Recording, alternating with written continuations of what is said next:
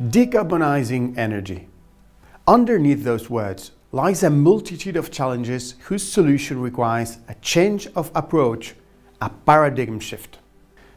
Sometimes the technological aspects are not at all the hardest part of the problem.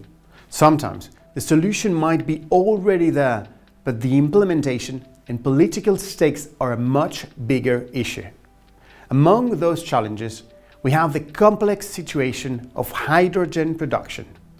Hydrogen is a kind of Swiss Army knife magic gas. It can be used for almost everything in terms of industry. From fuel to metallurgy, it has a wide range of applications. However, there are two main usages that require a lot of hydrogen: petroleum refining and fertilizer production. Actually, those two usages represent about 80% of the total hydrogen consumption. To satisfy these huge needs, mass production of hydrogen is necessary. But currently, fossil fuels are the main means to produce hydrogen. The main process used is steam reforming of natural methane, and that is what we call grey hydrogen production.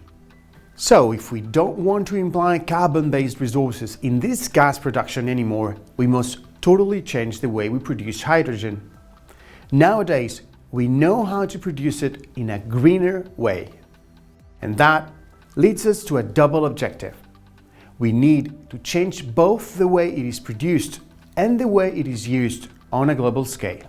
In the end, we want all the hydrogen production to be green and not only a small percentage. And since a large amount of hydrogen production is used for petroleum refinement, we need to develop the other usages. Hopefully, hydrogen is a very versatile gas, and one of its usages is a very promising way for a future with less greenhouse gas: energy storage. Let me explain. We can produce hydrogen from electricity and water. This is what we call water electrolysis. What is water electrolysis? It's a chemical process that uses electrical energy to split water into its two components, hydrogen and oxygen. The overall reaction looks like this. To produce this green hydrogen, renewable electricity must be used.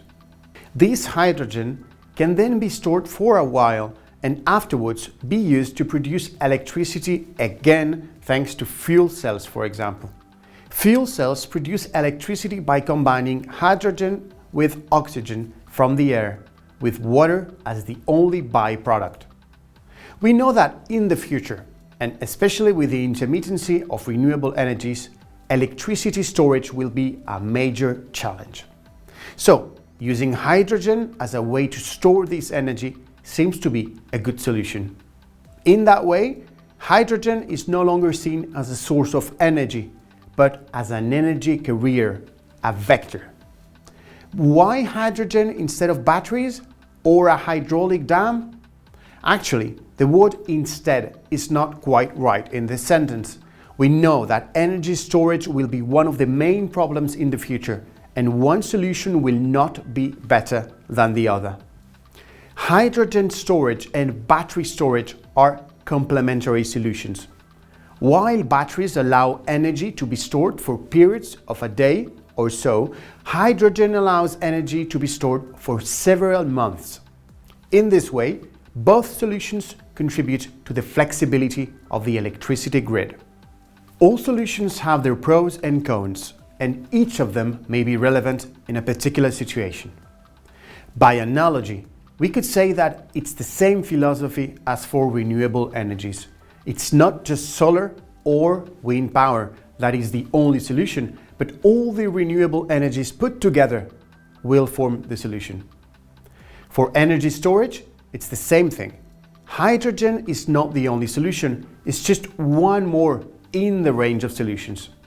This solution, however, is not perfect either and will inevitably lead to energy losses, but also some kind of new challenges. Indeed, hydrogen's low storage density is one of the key challenges in its use as an energy carrier. Storage density measures the amount of energy stored in a specific volume of hydrogen. Hydrogen has a relatively low energy density compared with other energy carriers, such as fossil fuels. This means that a large quantity of hydrogen must be stored to produce a significant quantity of energy. Progresses are to be made to increase the energy density of hydrogen, thereby improving its effectiveness as an energy storage medium. Using compressed gas can be a solution. You need to be aware that decarbonizing energy implies so much more than technology.